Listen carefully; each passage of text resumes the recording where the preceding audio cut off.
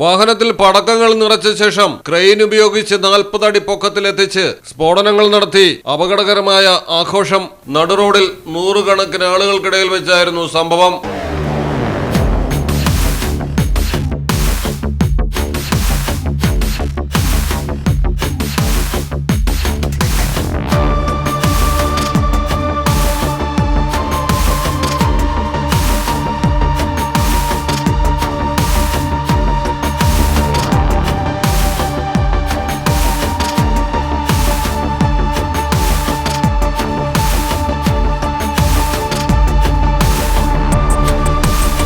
ഉജ്ജയിനിലെ ബദ്നഗറിലാണ് ആഘോഷാവേശം അതിരുകടന്നത്.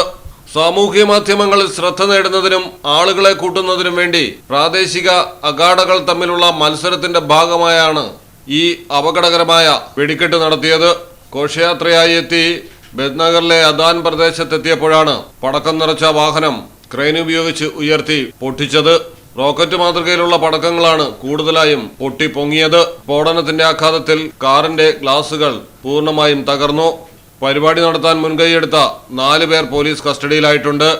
News desk Malayalam television. പത്തരമാറ്റ തിളക്കത്തോടെ 10 വർഷമായി പവൻ ഗോൾഡിൽ ആദ്യ കാതുകുത്ത് തികച്ചും സൗജന്യമാണ്. മാത്രമല്ല പരിചയസമ്പന്നരായ ലേഡി സ്റ്റാഫുകളാണ് നിങ്ങളുടെ കുഞ്ഞുങ്ങൾക്ക് കാതുകുത്തുന്നത്. പവൻ ഗോൾഡ് തിരൂർ.